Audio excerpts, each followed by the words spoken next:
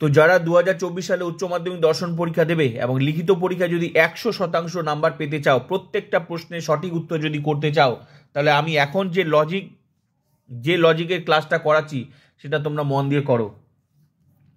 এই ক্লাসটা না করলে তোমরা পরীক্ষায় লজিকের যে প্রশ্নগুলো আসবে শুরুতেই ভুল করে দেবে, আর বাড়িতে গিয়ে ভাববে আমি সঠিক উত্তর করে আসি। হ্যাঁ, তারপর 100% নাম্বার 100% হয় ফেল করবে, নাম্বার তো কমই পাবে। কিন্তু আমি গ্যারেন্টি দিয়ে বললাম, আমার ক্লাসগুলো যদি তোমরা না করো বিপদ অনিবার্য, গ্যারেন্টি। তো তার আগে তোমাদেরকে আমি বলছি, যদি নতুন হয়ে থাকো তো প্লিজ চ্যানেলটা সাবস্ক্রাইব করবে, সঙ্গে বন্ধুদেরকে শেয়ার করবে। কেন? কারণ এই টিউশনটা আমার, এটা ইউটিউবের ডিজিটাল ফিলোসফি টিউশন। ইউটিউবে একমাত্র আমার টিউশন আছে যেখানে পড়ে তুমি সরাসরি পরীক্ষা দিতে যাবে। যেমন একটা টিউশনে পড়ে তুমি পরীক্ষা দিতে যাও, মানে টিউশনটাই তোমার গাইড করে যে পুরোটা কমপ্লিট করে দেয়, ঠিক তেমনি ইউটিউবে একমাত্র আমার চ্যানেল যেখানে পড়ে আলাদা কোনো টিউশন লাগবে না, আলাদা কোনো আর ইউটিউব চ্যানেল ঘাঁটতে লাগবে না। একমাত্র এখানে ফুল কোর্সটা পাবে 2024 সালের উচ্চ মাধ্যমিক দর্শন পরীক্ষার সম্পূর্ণ কোর্স, সিলেবাস অ্যান্ড সাজেশন ভিত্তিক প্রত্যেকটা অধ্যায় থেকে, সেটা লজিক, নোটস, এমসিকিউ, এসিকিউ, আলাদা সাজেশন, ফুল কোর্সটা। এবার কোথায় পাবো? এই যে বললাম ইউটিউবে একমাত্র ডিজিটাল ফিলোসফি টিউশন, এই টিউশন একমাত্র আমার আছে।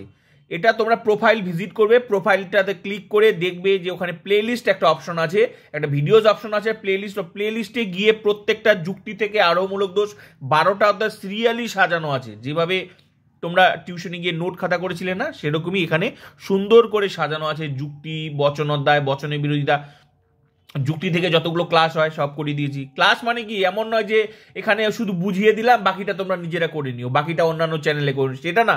যেরকম টিউশন পড়িয়েছিস এটাও হচ্ছে ডিজিটাল ফিলোসফি টিউশন। আমার টিউশনে না পড়লে তুমি জীবনে বুঝতে পারবে না যে অনলাইন ক্লাসের ডেফিনেশনটা আমি চেঞ্জ করে দিয়েছি। এখানে একমাত্র তাদেরকে ক্লাস করানো হয় যারা ভালো রেজাল্ট করতে চায়, যারা টিউশনে গিয়ে কিছু বুঝতে পারেনি, আর যারা টাকার অভাবে টিউশন নিতে পারেনি, তাদের জন্যই হচ্ছে আমার এই ডিজিটাল ফিলোসফি টিউশন। তো প্লিজ যাদের টিউশন দরকার তাদেরকে শেয়ার করো, প্লিজ যত শেয়ার করবে কারণ তাদের কাছে পৌঁছাবে। এখন বিষয় হচ্ছে আমি বচন অধ্যায় থেকে আমি 20টা বচন নিয়েছি, যেগুলো আমি করেছি। তো আমার কিন্তু মেইন ক্লাস, মানে যুক্তি থেকে আরও মূলত তোমরা দেখবে সব ক্লাস কমপ্লিট হয়ে গেছে, মেইন ক্লাস কমপ্লিট হয়ে গেছে, এক্সট্রা ক্লাস কমপ্লিট হয়ে গেছে, সব কিছু কমপ্লিট হয়ে গেছে। তারপরেও আমি এক্সট্রা ক্লাস কেন করাচ্ছি? কারণ যেখানে আমি নিজে খুঁজে বার করছি যে কোথা থেকে ক্লাসগুলো করালে তোমাদের কাজে লাগবে। আমি চেষ্টা করে যাচ্ছি, অনবরত চেষ্টা করে যাচ্ছি, প্রত্যেকটা অধ্যায় থেকে খুঁজে বার করার চেষ্টা করছি যে কোথায় তোমাদের প্রবলেম হতে পারে। তো সেভাবে আমি বচন অধ্যায় থেকে এখন আমি তোমাদের 20টা বচন নিয়েছি। তোমরা প্লিজ মেইন ক্লাস সঙ্গে এক্সট্রা ক্লাস। আরেকটা কথা বলছি, তোমরা অনেকে এমসিকিউ আর এসিকিউ আলাদা করে সাজেশন চাচ্ছ। আমি বলছি, আমি যে এই যে এমসিকিউ আর এসিকিউ সাজেশন কথা বলছো, প্রত্যেকটা অধ্যায় থেকে সিলেবাস অনুযায়ী সাজেশন ভিত্তিক যা সাজেশন আমি কিন্তু আলাদা করে লিখে দিয়েছি। মনে করো যুক্তি অধ্যায়, বচনের এইভাবে 12টা অধ্যায় যেখানে আছে আর কি এমসিকিউ সিলেবাস অনুযায়ী লিখে দিয়েছি আলাদা করে। তোমরা প্লেলিস্টে গিয়ে ফুল টিউশনটা পেয়ে যাবে অধ্যায় ধরে। কিন্তু আমি একটা কথা বলছি, যেগুলো লজিকের চ্যাপ্টার থেকে যে প্রশ্নগুলো আমি আগে লিখে দিয়েছি, মেইন ক্লাস আগে করে দিয়েছি, টিউশনটা করে দিয়ে তারপর এক্সট্রা ক্লাসে করিয়েছি, সেগুলো যে লজিকের প্রশ্ন থেকে যেগুলো ঘুরিয়ে আসে, যে প্রশ্নগুলো ঘুরিয়ে আসে সেগুলো আমি এক্সট্রা ক্লাসে করিয়েছি, সেটা প্রত্যেকটা অধ্যায়ের ধরে সেখানে কিন্তু তোমরা প্লে লিস্টেও পেয়ে যাবে, মেইন ক্লাস সঙ্গে এক্সট্রা ক্লাস পেয়ে যাবে। তো যে প্রশ্নগুলো করিয়েছি, ওই যে এক্সট্রা ক্লাসে যে করিয়েছি, সেগুলোই হচ্ছে তোমাদের প্রশ্নগুলো ঘুরিয়ে ওই যে তোমাদের এমসিকিউ আর এসিকিউ। তো ওই প্রশ্নগুলো যদি না দেখো তো পরীক্ষায় তুমি জীবনে 100% রেজাল্ট করতে পারো, জীবনে পাবে না। ওগুলো হচ্ছে লজিকের প্রশ্ন। এবার বিষয় হচ্ছে তুমি যদি লজিক না করো, তুমি যদি ভাবো না আমি লজিকগুলো বাদ দিব, তাহলে তোমাকে কি করতে হবে? প্রত্যেকটা অধ্যায় থেকে যা আমি লিখে দিয়েছি, যেগুলো এমসিকিউ আর এসিকিউ লিখে দিয়েছি, সেগুলো পড়ো। তুমি যদি ভাবো যে না আমি লজিকগুলো আমি বুঝবো না, কিন্তু আমি গ্যারেন্টি দিয়ে বললাম, আমার কাছে আমি এমনভাবে বুঝিয়েছি, আমার কাছে যদি ক্লাসগুলো করো, তুমি যে মনে মনে ভেবেছো যে আমি লজিক বুঝতে পারবো না, আমি গ্যারেন্টি দিয়ে বললাম একবার ক্লাস করলে তুমি বুঝতে পারো, গ্যারেন্টি একদম লিখিত দিলাম। সেইভাবেই আমি নিয়মে বুঝিয়েছি। তাই আমার কাছে যারা ক্লাস করে তারা 100% রেজাল্ট করে। আশা করি তোমরাও যদি করো 100%। এবার তোমাদের ব্যাপার, ফ্রি টিউশন তোমরা পড়বে না সেটা তোমাদের ব্যাপার। প্লিজ সাবস্ক্রাইব করো, শেয়ার করো। এখন যে ক্লাসটা করো সেটা মন দিয়ে করো। এই 20টা বচন নিয়েছি, প্রত্যেকটা বচন ভালো করে দেখো, যে জায়গাটায় তোমাদের ভুল হয় সেই জায়গাটা আর ভুল হবে না। প্রত্যেকটা এক্সট্রা ক্লাস কিন্তু আমার আলাদা আলাদা। এখন দেখো প্রথমকার প্রশ্ন বাক্য মাত্রই বচন নয়, এটা ভালো করে দেখো। এটা সাধারণত তোমরা দেখবে বাক্য মাত্রই বচন নয়, যখনই দেখবে তখনই করবে কিন্তু ও বচন। কেন? কারণ এখানে মাত্র আছে, মাত্রই থাকলে তাহলে কি হতো? ও বচন। তাহলে কোনো কোনো বাক্য নয় বচন, এটা অবচন হলো। এটার সঙ্গে আরেকটা পার্থক্য ভালো করে দেখো, বাক্য মাত্রই বচন, তাহলে যখনই বাক্য মাত্র বচন তখনই সেটা এ বচন করতে, সকল বাক্য হয় বচন। তাহলে এই দুটোর মধ্যে তোমরা কনফিউজ হয়ে যাও, হয় এটা করতে গিয়ে এই বচন করে দাও, নাহলে এই বচন করতে গিয়ে এই বচন করে দাও। তাহলে আশা করি আর জীবনে ভুল হবে না। এই ধরনের বাক্য যখন দেখবে, এই যে মাত্র কথা, অনলি মাত্র থাকবে, এটা নিশ্চিত করে বলছে। তাহলে যখনই নিশ্চিত বলবে তখনই মনে রাখবে যে সকল বাক্য হয় বচন। যদিও সকল বাক্য বচন হয় না, বচনের ধর্ম সত্য বা মিথ্যা, এই পরীক্ষা এই প্রশ্নটা আবার এমসিকিউতে আসে। ঠিক আছে, বচনের ধর্ম কি? ঠিক আছে, তো বচনের ধর্ম সত্য বা মিথ্যা, মিথ্যা তো সত্য, এই যে প্রশ্নটা এটা কিন্তু পরীক্ষা আসে। তাহলে বাক্য মাত্রই বচন, এটা মিথ্যা, কিন্তু যেহেতু বলছে, নিশ্চিত করে বলছে, তাহলে এটা এ বচন হবে, সকল বাক্য হয় বচন।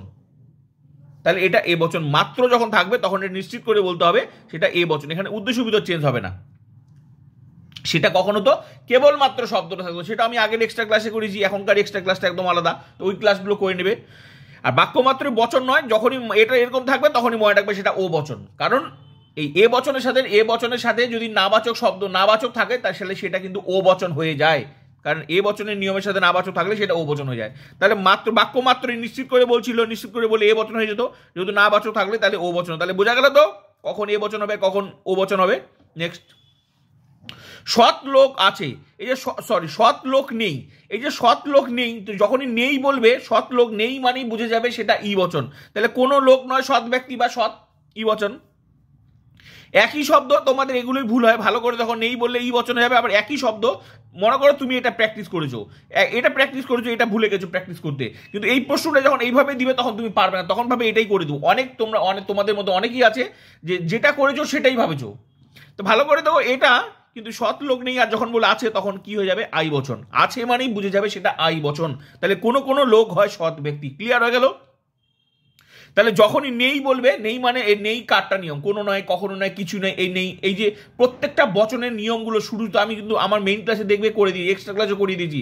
তো বচন অধ্যায় থেকে যা যা ক্লাস করিয়েছি সেগুলো করবে, জীবনে বচন আর জীবনে ভুল হবে না।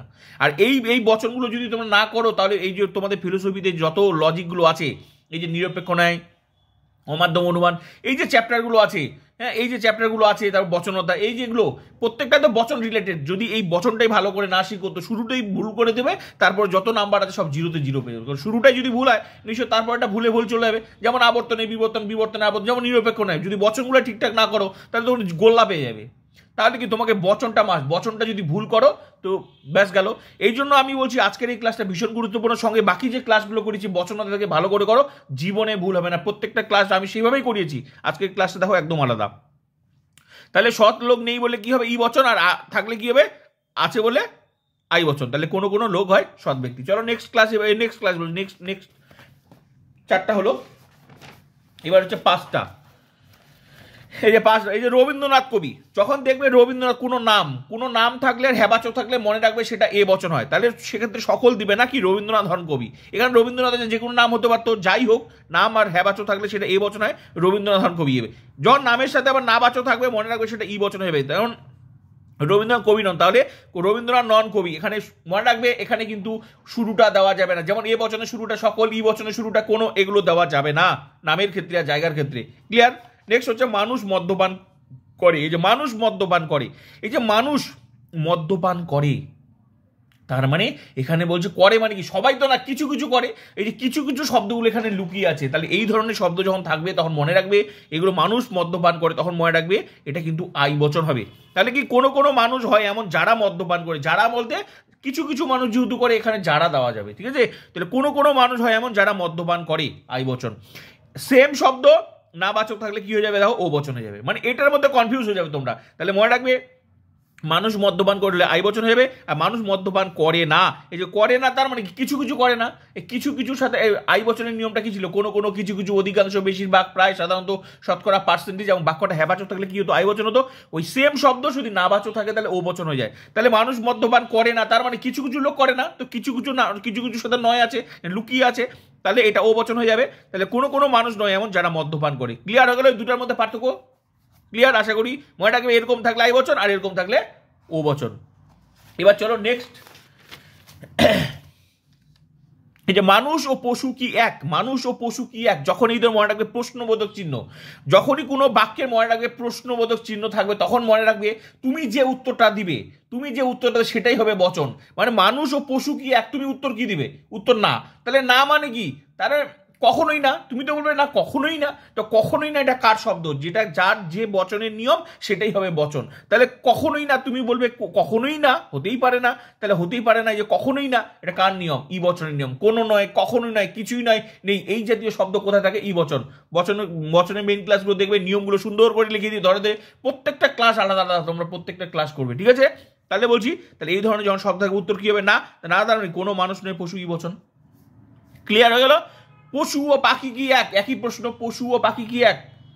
উত্তর কি বলে? না, কখনোই না। তাহলে উত্তর কি হবে? কোনো পশু নয় পাখি। ক্লিয়ার হয়ে গেল? নেক্সট প্রশ্ন, মন্ত্রীরা কি সর্বশক্তিমান? তো এটারও প্রশ্নবোধক চিহ্ন, এটার উত্তর তুমি কি দিবে? না, কখনোই না। তাহলে যেটাই যে কখনোই না, তাহলে কখনোই না এটা কার শব্দ? ই বচনের নিয়ম। তাহলে যেটা তোমার উত্তর হবে সেটাই হবে বচন। কখনোই না এটা কার নিয়ম? ই বচনের নিয়ম। তাহলে কোনো মন্ত্রী নয় সর্বশক্তিমান, ই বচন। ক্লিয়ার হয়ে গেল? নেক্সট প্রশ্ন, কে তার নিজের দেশকে ভালোবাসে না? কে তার নিজের দেশকে ভালোবাসে, এইটার উত্তর কি হবে? এটার উত্তরটা তুমি কি দিবে? তুমি বলবে যে সবাই ভালোবাসে। কে তার নিজের দেশকে ভালোবাসে, তার মানে সবাই ভালোবাসে, সকল মানুষই ভালোবাসে। তাহলে সকল মানুষটা কার শব্দ? এ বচনে তখন হয়ে যাবে এ বচন। তো এই ধরনের প্রশ্নবোধক চিহ্নের যেটার উত্তর তুমি দিবে, মনে মনে যেটা উত্তর দিবে সেটাই হবে বচন। তাহলে তুমি কি উত্তর দিবে? সকল মানুষ ভালোবাসে। তো সকল মানুষটা কার নিয়ম? এ বচন নিয়ম। তাহলে তখন উত্তর দিবে সকল মানুষ হয় এমন যে তার নিজের দেশকে ভালোবাসে, এ বচন। ক্লিয়ার হয়ে গেল? নেক্সট প্রশ্ন, দার্শনিকরা সুখী। এই যে দার্শনিকরা সুখী, তার এই যে রা বলছে, তার মানে দার্শনিক, তার মানে কিছু কিছু দার্শনিক বলছে রা। রা মানে কি? তার মানে কিছুরা, সবাই না কিন্তু কিছু। রা মানে বুঝাচ্ছে কিছু, কিছু দার্শনিকরা সুখী। তার মানে কোনো কোনো দার্শনিক হন সুখী, আই বচন। এবার বলছে দার্শনিক রা সুখী নয়। এবার এই যে আই বচনের নিয়ম, তারপর এবার আই বচনের সাথে নয় আছে, তার মানে কি হয়ে যাবে? ও বচন হবে। কোনো কোনো দার্শনিক নন সুখী বা সুখী ব্যক্তি। ক্লিয়ার হয়ে গেল? এখানে যদি বলতো দার্শনিক মাত্রই সুখী, তাহলে কিন্তু সেটা এ বচন হয়ে যেত। মাত্রই থাকলে নিশ্চিত করে বলছিল তখন দার্শনিকরা, তার মানে রা মানে কি? কিছুটা, কিছু কিছু সম্পর্কে বলছে, এই জন্য কোনো কোনো দার্শনিকগণ সুখী, আর দার্শনিকরা সুখী নয়। ভালো করে দুটার মধ্যে পার্থক্য দেখো, এটা থাকলে আই বচন আর এটা থাকলে ও বচন। এবার চলো নেক্সট, আবার প্রত্যেকটা ক্লাস করবে আলাদা আলাদা, যদি তোমরা 100% রেজাল্ট করতে, আমি সেভাবেই ক্লাস করিয়েছি। এবার কি কেবলমাত্র শিশুরাই সরল, ভালো করে দেখো, কেবলমাত্র শিশুরাই সরল। তো যখন এই যে কেবলমাত্র থাকবে তখন এই শব্দটা কিন্তু মানে দেখবে তখনই মনে রাখবে সেটা কিন্তু এ বচন হবে। কারণ কেবলমাত্র শব্দটা আছে, এই কেবলমাত্র উদ্দেশ্য বিধেয় চেঞ্জ হবে, তাহলে কি হয়ে যাবে? সকল সকল সরল ব্যক্তি হয়, সেই সরলটা উদ্দেশ্য বিধপদটা সামনে আসবে আর উদ্দেশ্যপদ এখানে যাবে, তাহলে কি সকল সরল ব্যক্তি হয় শিশু। আবার এইটাই যখন এই প্রশ্নটা যেমন অন্যভাবে ঘুরিয়ে আসতে পারে, শিশু মাত্রই সরল, এই দুটো আলাদা। যখনই বলবে শিশু মাত্রই সরল, তখন মনে রাখবে এখানে কোনো উদ্দেশ্য বিধেয় চেঞ্জ করতে হবে না, অনলি এ বচন হবে, সকল শিশু হয় সরল। কারণ এই মাত্র শব্দটা থাকলে উদ্দেশ্য বিধেয় চেঞ্জ হয় না, যেটা তোমাদের মধ্যে বেশিরভাগই ভুল করো, মাত্র থাকলে চেঞ্জ হয় না। তাহলে কি হয়? সকল শিশু হয় সরল। ব্যাস, ক্লিয়ার হয়ে গেল? নেক্সট প্রশ্ন,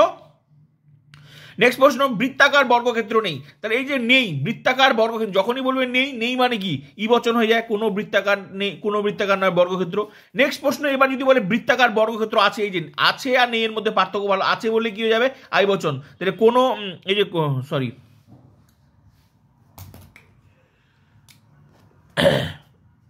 কোনো কোনো হয়ে যাবে,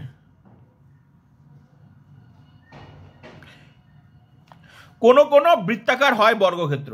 ব্যাস, কোনো কোনো বৃত্তাকার হয় বর্গক্ষেত্র, বোঝা গেল? আছে, আছে হলে আছে মানে বুঝে যাবে সেম শব্দ, শুধু আছে আর এর মধ্যে পার্থক্য, নেই মানে ই বচন, আর আছে হলে যাবে আই বচন। তাহলে এই ধরনের শব্দগুলো মনে রাখবে। নেক্সট হচ্ছে চার বাগরা জড়বাদী। এই যে চার বাগরা, এটা আমরা চার বাগরা পড়েছি, 11-এ পড়েছি, চার বাগরা জড়বাদী। তো চার বাগরা তো অবশ্যই জড়বাদী, সেটা নিশ্চিত করে, এটা তো তুমি নিজে নিজে চেঞ্জ করতো। চার বাগরা এক ধরনের সম্প্রদায়, তাহলে নিশ্চিত, তাহলে সম্প্রদায়কে তো আলাদা হয় না, তাহলে চার বাগরা জড়বাদী, তার মানে এক্ষেত্রে মনে রাখবে সেটা কিন্তু এ বচন হবে। এখানে আবার ওই কিছু কিছু চার বাগের মধ্যে আই বচনে ফেলা যাবে না, কারণ এটা সম্প্রদায়, এই সম্প্রদায় কিন্তু জড়বাদী, তাহলে কি সকল চার বাগ হয় জড়বাদী। বোঝা গেল? চার বাগরা জড়বাদী। যেহেতু একটা সম্প্রদায় এ বচন। আর তারপর এটাকে যদি আবার ই বচন হয় তাহলে এইভাবে লিখবে যে জড়বাদী চার্বাক নেই। যদি বলে তাহলে তখন মনে রাখবে এটা হয়ে যাবে ই বচন, কোনো চার্বাক নয় জড়বাদী। নেই, নেই মানে ধরে ফেলবে এই শব্দটা হচ্ছে ই বচন, কোনো চার্বাক নয় জড়বাদী। আর লাস্ট যেটা আছে 20 নাম্বার, এটা হচ্ছে আমি যে করালাম, এগুলো করালাম, শুধু এটাই তো আর করালাম না, আরও যে বচন অধ্যায় থেকে main class plus extra class যে করিয়েছি সেগুলো করিয়েছি, আর আজকে এই ক্লাসটা করেছি, সবগুলো মিলিয়ে আজকে তোমরা সামনে পরীক্ষা চলেছে, এটা তোমরা করবে। বাঘ মাংসাশী প্রাণী, বাঘ মাংসাশী প্রাণী এটা তোমরা করবে, এটা তোমরা করবে, ঠিক আছে? আর প্লিজ ফুল টিউশনটা করে নাও। যদি প্রত্যেকটা অধ্যায় থেকে যা যা করিয়েছি, মেইন ক্লাস এক্সট্রা ক্লাস করেছি, আমি খুঁজে খুঁজে বার করার চেষ্টা করি কোন কোন অধ্যায় থেকে ক্লাস করানো আমি করি, সব পুরো অধ্যায় কিন্তু আমার কমপ্লিট হয়ে গেছে, 100% রেজাল্ট একদম গ্যারেন্টি। তো প্লিজ ফুল টিউশনটা করবে আর সঙ্গে শেয়ার করো, প্লে লিস্টে গিয়ে শেয়ার করো, প্লে লিস্টে গিয়ে ফুল টিউশনটা করে নাও, সাজেশন আলাদা করে দেওয়া আছে, ভিডিও যশনও পাবে, প্লে লিস্টে ফুল টিউশনটা পাবে প্রত্যেকটা অধ্যায় থেকে ধরে ধরে। তো প্লিজ 100% রেজাল্টের ক্লাসগুলো করো আর প্লিজ শেয়ার।